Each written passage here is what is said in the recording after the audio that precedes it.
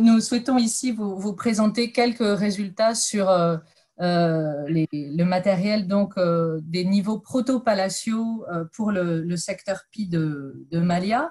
Il ne s'agissait pas au début du projet d'un objectif essentiel, puisque pour le protopalatial à Malia, il y a déjà un certain nombre de niveaux et de fouilles de référence.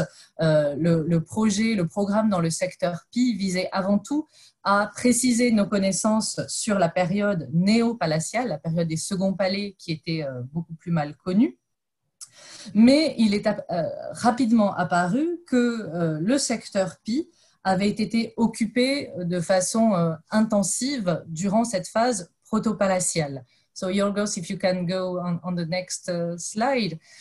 Donc, vous voyez ici le plan complet du secteur que nous avons exploré et dont il apparaît qu'il a donc été occupé entièrement, uniquement pendant la période protopalatiale. Donc, c'est un plan finalisé que j'ai obtenu simplement hier, donc je vous le présente un petit peu brut, puisque en plus des secteurs fouillés entre 2005 et 2014 qui apparaissent en gris plus clair, nous avons cette année exploré une bande de terrain qui séparait le secteur Pi du bâtiment Delta Alpha fouillé en 1929 par Pierre de Margne. Et donc, on va pouvoir maintenant raisonner sur l'organisation de cet îlot urbain dans l'ensemble de cette largeur, qui est limitée au sud par la rue de la Mer ici. Donc, cette extension de l'occupation protopalatiale, qui semble donc correspondre à l'extension maximale de la ville au minoen moyen 2, ce qui avait, au minoen moyen 2B surtout, ce qui avait déjà été mis en évidence par les fouilles et par la prospection, et donc confirmé ici. Next slide, please. Avec voilà, cette image aérienne de la fouille de cette année qui nous montre le bâtiment qui sépare le bâtiment Pi néopalatial dont nous allons vous parler dans la présentation suivante. Alors, le carré a un petit peu bougé, enfin le rectangle a un petit peu bougé, mais vous voyez ici un bâtiment séparant ce bâtiment Pi de la maison Delta Alpha qui a été restaurée dans les années 30 et dont on aperçoit ici le mur.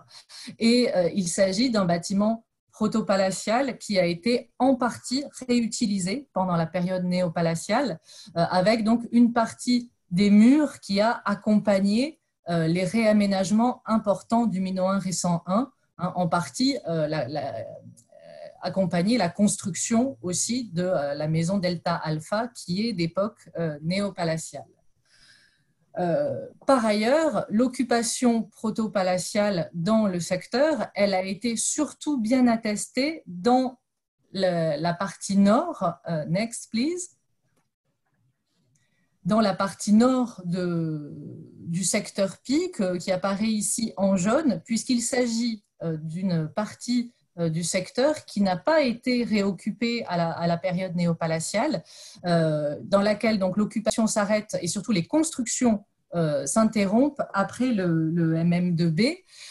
Dans ce secteur, on a donc trouvé des structures assez érodées et beaucoup de dépôts secondaires, à l'exception d'une pièce pour laquelle le sol enduit était bien conservé. Il s'agit de l'espace 34. So please, Giorgos, if you can show, yes, this space, donc l'espace 34 avec ce sol enduit, mais qui malheureusement était complètement vide, donc dans laquelle on n'a retrouvé aucun dépôt sur le sol. Plus près du bâtiment Pi, donc en s'approchant vers le sud, next please, dans un espace ouvert, alors là aussi ça a un petit peu bougé, l'espace 25 ici, des dépôts importants mais en position secondaire ont été attribués au MM2A par l'étude de Carnapet et ont donc été publiés déjà dans le BCH. Et enfin, on a également des dépôts de destruction du MM2B, donc qui sont moins nombreux, mais qui correspondent possiblement à la grande destruction qui aurait affecté la ville, ou au moins une bonne partie de la ville à la fin du MM2B. Next, please. Donc, il s'agit de l'espace 34. Donc là, je suis désolée aussi parce que voilà, l'espace 34 se trouve ici au nord-ouest avec un dépôt donc de destruction avec des traces d'incendie. Non, pardon, l'espace 32, excusez-moi. Et cette destruction du MM2B, elle a ensuite été mise en évidence de façon plus importante dans l'espace 17, qui se trouve ici au nord-est, et c'est justement le dépôt découvert dans cet espace que Giorgos Doudalis a étudié de façon détaillée et qu'il va vous présenter aujourd'hui. So, Giorgos, it's up to you. Thank you for coming back to me. So, good morning from United States, first of all. This paper discusses the primary results of the analysis of the ceramic material that was found in space 17, of the Neopalatial Sector Pi. Sector P produced multiple protopalatial sequences below Neopalatial levels that show the continuous occupation of this space from at least the Protopalatial to the Neopalatial period. I will explore production and consumption in Sector P, including questions about what kind of pottery was produced and consumed, and what are the similarities and differences in the consumption of pottery between the different areas of the settlement at Malia. Finally, the paper will re-examine a little the assumptions about the model of the Malia Lascithi state by comparing ceramic material from space 17 and Cartier-Mou, and I will provide some first observations about the relationships between these two areas. Over the last 4 decades, the material from Malia has played an important role, as we all know, in the analysis of the social, political, and cultural landscape of the Protopalatial period, especially in Central East and East Crete. Those are some of the theories, especially for the macro scale analysis of the material culture. It's not referring only to pottery, but also to other material, as we can see from the Anastasiadou study on the seals. I just put it here for our thinking about the macro-scale environment in Malia. However, the workshop is mostly concentrated in the micro-scale material, okay? So, Space 17 is a protopalatial room that was filled and leveled in the Neopalatial level during the beginning of the Neopalatial period. Based on the material evidence, it is considered a space that had 2 stories. The material found there included material from the room as well as the byproducts of the manufacture of stone and bone from workshops that were located in the quarter or sector, however we want to call it, and were found along with pottery in the same space. A thick ash layer at the floor level indicates that it was destroyed at the end of the MM2B, circa 1700 BCE, like Cartier-Mou. This space was excavated in 3 different layers, all divided in separate units. These 3 layers describe from top to bottom a Neopalatial fill at the top, an MM2B upper story collapse in the middle, and an MM2B floor at the bottom. The uppermost layer, that we're not going to talk a lot about it because it was a fill, consists mainly of MM2B pottery mixed with MM3A and MM3B, showing that this space was filled and leveled with a Neopalatial level at an elevation of approximately 11.52 to 1116 meters. This is the upper story collapse. The second layer immediately below the fill is the MM2B upper story collapse. It consists of complete vessels and serges made of various fabrics, all dated in the MM2B period. The third and the last layer is the ground floor, defined as the area found in depth of 10.91 to 10.61 meters and included bone, stone, and metal objects together with pottery. This is how the floor looks right now. Methodologically, we categorized serges and vessels according to types and fabrics as they were identified in the ceramic analysis of Cartier-Mou by Poursat and Nappet.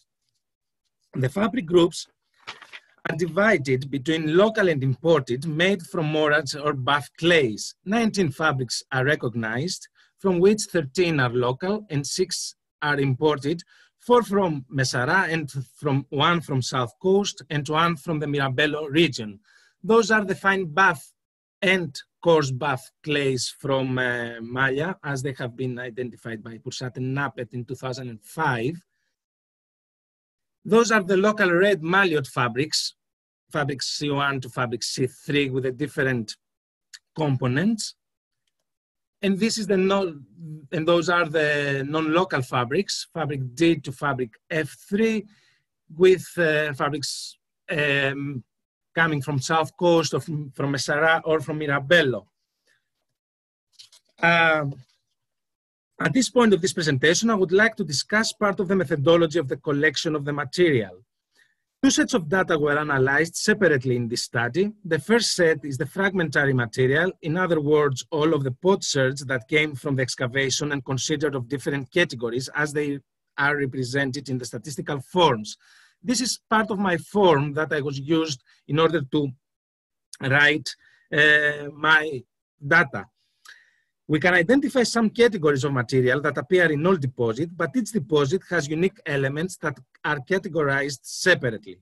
For every category of material, we have recorded the number of sherds in unique tables that include 11 columns, as you can see in the slide, describing the vessel type, the fabric, and each different part of the vessel, such as rim, base, body, spout, handle, leg, or otherwise undiagnostic.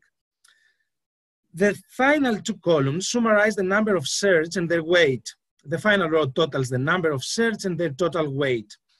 The second set of data consists of the collection of sherds and vessels that become a session into the catalog from each deposit. This is part of the work. This collection includes only diagnostic sherds that are considered representative of the types and their relative frequency within a given deposit.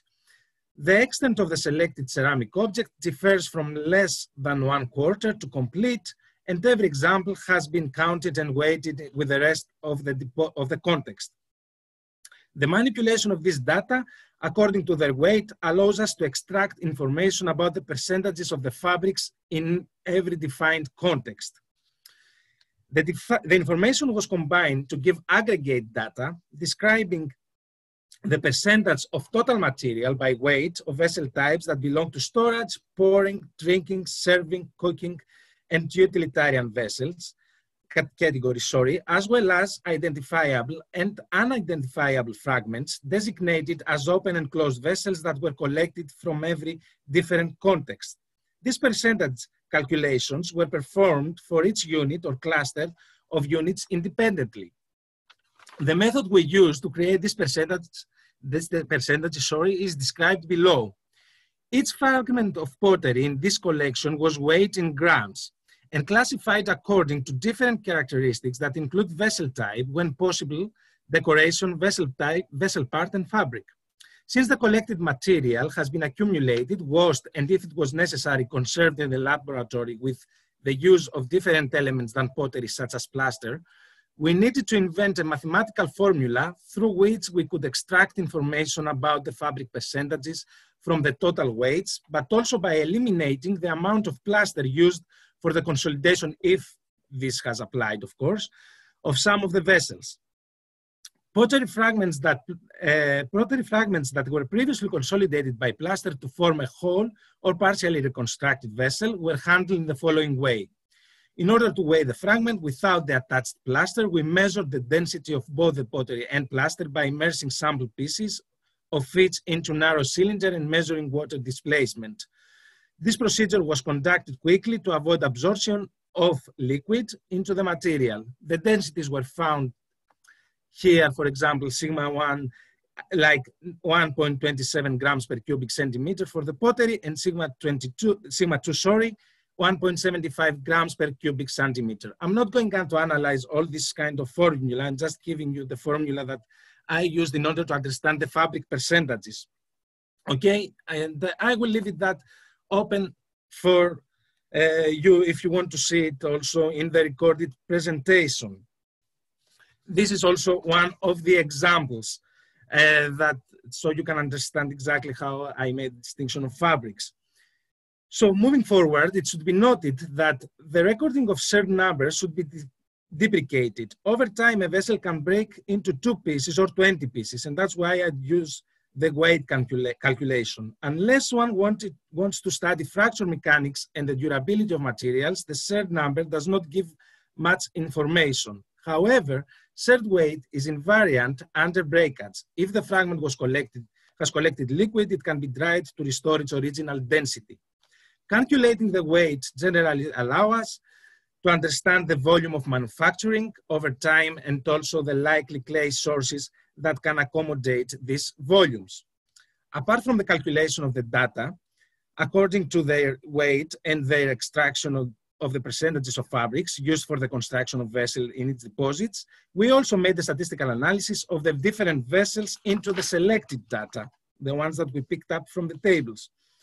A large percentage of identified decorated and undecorated vessels have been collected, and as we have already noted, they have been divided into different vessel categories, which include different shapes of different types. All examples have been examined macroscopically and divided into their fabrics and the treatment of the surface, which divides the vessels between decorated and undecorated. Thus, in every deposit, we have taken each category of vessel and we created percentages, examining the distribution of types, fabrics, and decorations in order to understand changes or synchronicities in the consumption of the different types in the MM2B. The collected and sorted material in the upper story collapse and the floor include open and closed vessels that represent pouring, drinking, serving, storage, cooking, utilitarian, and miniature vessels, which appeared in different quantities in both levels. My main objective is not to discover minimum numbers of vessels, but the percentages of general categories of vessels, the percentages of fabrics, as well as the percentages of decorated or undecorated vessels in their respective categories, and then to apply meaning to these abstract numbers. This meaning is not concerning the function of the room, of course, but general conclusions about the pottery produced and consumed in the sector or Secteur Pi, since the ceramic material of space 17, even homogeneous in date, is not the material that belonged primarily to the room, at least the entirety of the material. The percentage analysis provides a detailed picture of the ceramic material from the upper story collapse and the floor of space 17. Thus, we can see some important elements in production and consumption of the ceramic material during the late phase of the Protopalatial period in Secteur Pi. The paper will not focus on the field, but we will look briefly at the upper story collapse and in more detailed manner in the ground floor. The first graph that you see here shows the general categories of vessels consumed in both upper story collapse and floor, from the areas around, of course, also in the space. In the upper story collapse, we see that the largest percentage of pottery belongs to anti-agnostic closed vessels involving mostly the storage category. This is certified by the large percentage of certain storage vessels. Cooking activities seems to be happening on the upper story or in the areas around, as well as a more limited consumption of drinking, pouring, serving, and utilitarian vessels. In the floor level, the largest amount of pottery belongs to closed vessels. Cooking as well as storage and tablewares can also be identified. The statistical analysis of the upper story collapse revealed some interesting results. It seems that predominantly in every category, the largest percentage of consumed vessels have been made in local fabrics. And you can see here the C1, C2, and C3, the orange fabrics, and the same about the buff ones.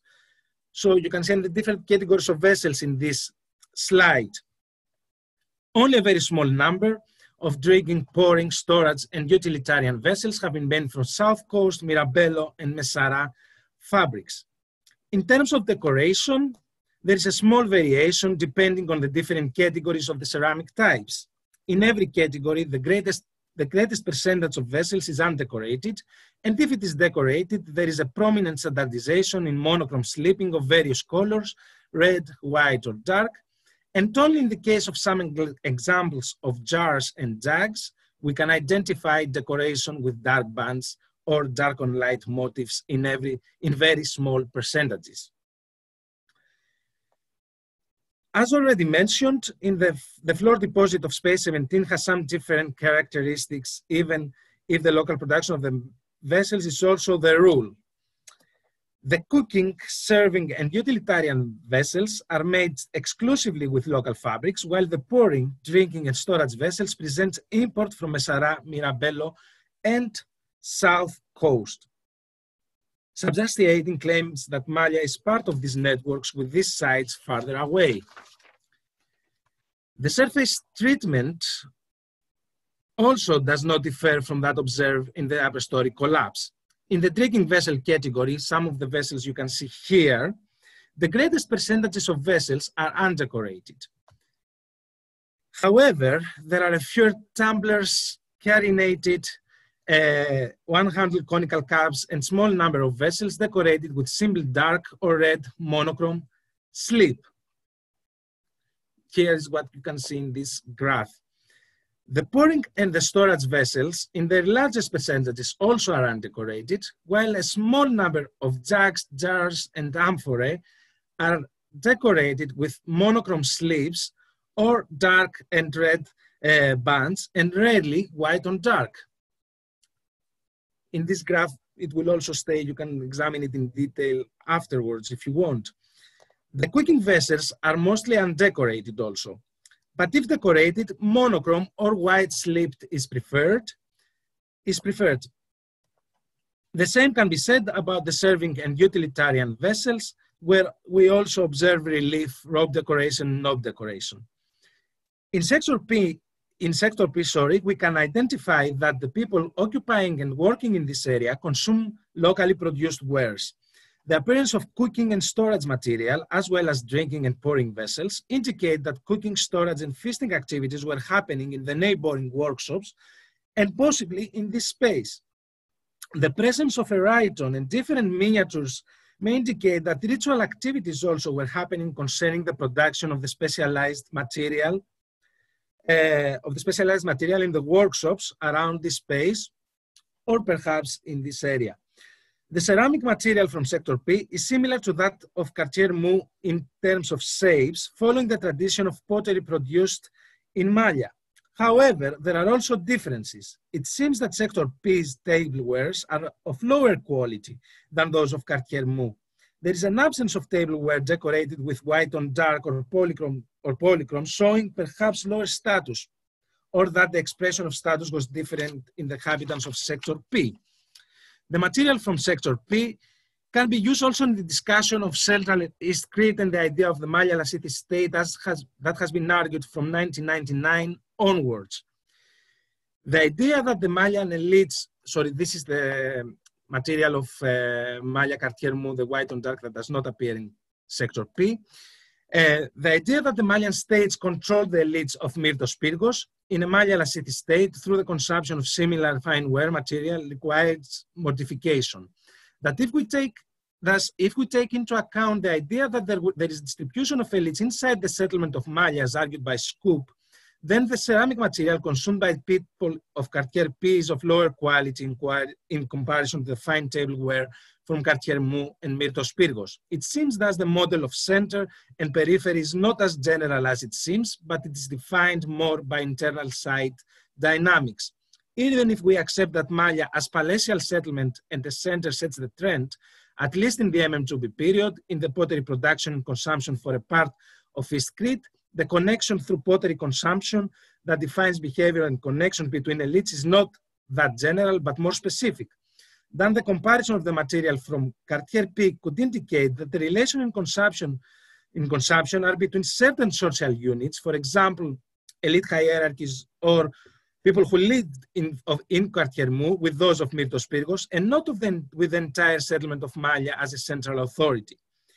Summarizing, this primary analysis of the material from the Sector Pi offers some interesting results about the consumption of pottery in an area that included workshops at the end of the Protopalatial period. Second, it strengthens the position that Malia participated in trade networks with South Coast, Messara, and the Bay of Mirabello. And third, the appearance of stone and bone workshop signifies perhaps the presence of another elite structure in the palatial center of Malia that expresses itself with the production and consumption of different material culture than pottery. Thank you. And here.